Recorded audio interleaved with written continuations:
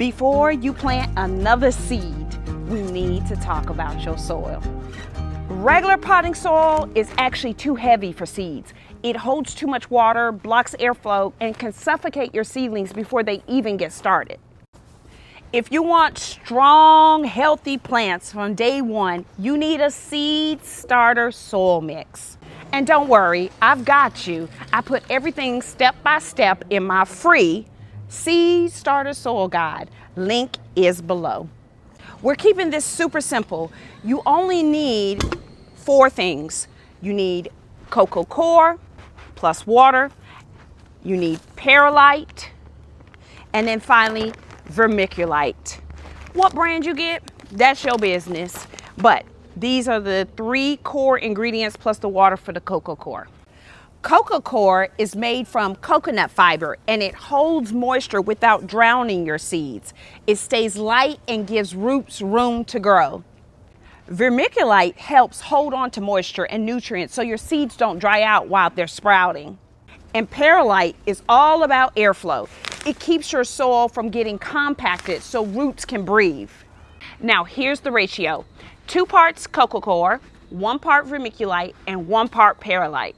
Now I know somebody right now is stressing out because you heard math 2, 1, 1, 1, 1, but we're not doing that. We're gonna let AI help us. If you want the exact breakdown of how much of each thing to put in, using my cheat code for using ChatGPT to calculate everything, just comment mix and I'll send you my free guide that walks you through it step by step.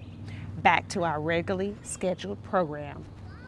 I'm using 1.4 pounds of Coco coir brick. The instructions tell me to add 1 gallon of water, and that will expand into roughly 8 cups of a fluffy base. So let's do it.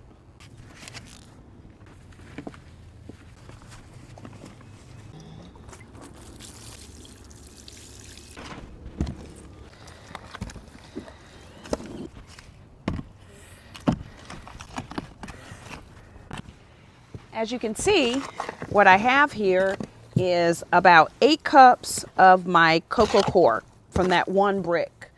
So I'm just gonna take my Vermiculite. I'm gonna do a cup. I'm gonna add another cup. And I'm gonna do 2 cups of Perlite. So here's my Perlite. 1. And then 1 more cup of Perlite. So that's 2.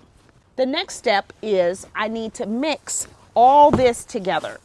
So I'm gonna just take my time, mix this all together, and you get the perfect environment for your seeds to thrive in. This mix works well with most seeds, but not all seeds. Some plants, like rosemary, actually need something different. I break that down in the guide so you're not guessing. You don't have to keep buying expensive bags of soil. You can make this yourself, save money, and make stronger plants. Got a tip? Drop it below. Happy gardening.